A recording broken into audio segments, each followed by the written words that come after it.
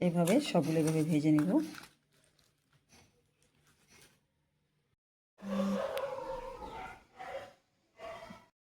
রাধে রাধে বন্ধুরা, ভগবানের কৃপায় সবাই ভালো থাকো, তাই ভগবানের কাছে প্রার্থনা করি। আজকে একটু কলা পিঠা বানাবো, বৈশাখ মাসে খেতে হয়, এই জন্য কলাগুলা রেডি করে নিয়েছি।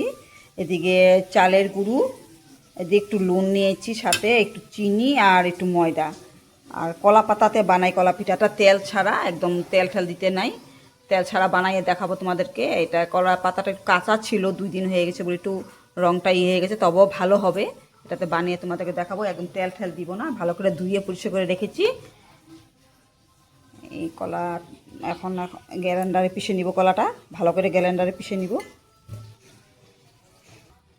গ্রাইন্ডার দেখে যাও কি সুন্দর করে পিষে নিয়েছি, একদম মিহি হয়ে গেছে। তোমরা চাল নিতেও চেলে নিতে পারো, গ্রাইন্ডার না থাকলে। এখন একটা বাটিতে ঢেলবো।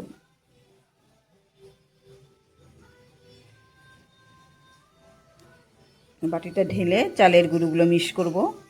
পরিমাণ মতন চালের গুঁড়ো দিব, সাথে একটু ময়দা দিব, বেশি দিব না, অল্প করে ময়দা দিব, একটু নুন দিয়ে দিব, আর একটু চিনি দিব।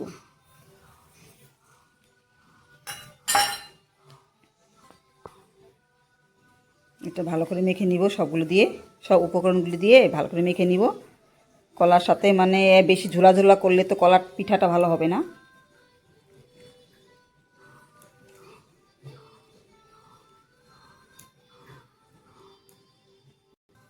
এভাবে ভালো করে মেখে নিতে হবে, আঠা আঠা করে, একদম ঝোলাও না একদম শুকনাও না, এভাবে মেখে নিতে হবে। কলা পাতাটা এইভাবে সাইজের মতন কেটে নিবে। শুকিয়ে গেছে, কালকে পাড়াচ্ছিল বলে, তাও কিছু হবে না, ভালো হবে। এইভাবে পিঠাটা সুন্দর করে মিলিয়ে দিবে।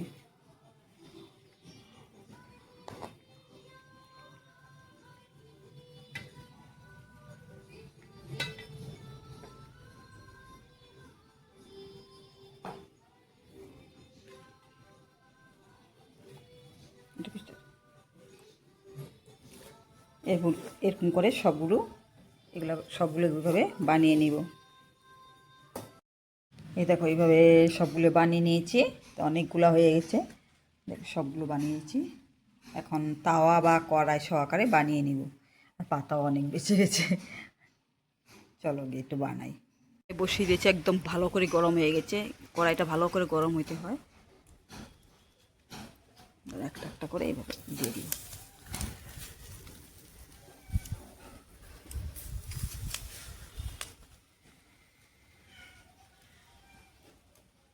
একদম সহজ পদ্ধতি।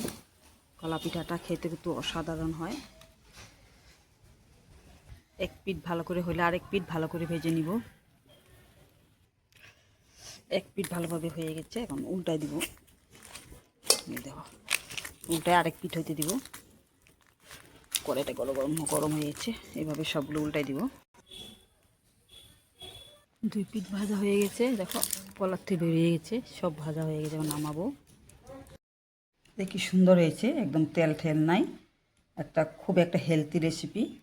সুন্দরভাবে পিঠাগুলো হয়েছে, খেতে কিন্তু অসাধারণ হয়, মিষ্টি হয়। আর যেরকম খাও ওরকম মিষ্টি দিতে পারো, অত সুন্দর লাগে খেতে, খুব ভালো লাগে। কলার একটা গন্ধ, একটা সুগন্ধ একটা করে, আর মিষ্টি, খুব ভালো লাগে খেতে। তোমরা এইভাবে বানিয়ে খেতে পারো বাড়িতে। তো হেলদি রেসিপি, অপূর্ব খেতে। রাধে রাধে, ভালো থেকো।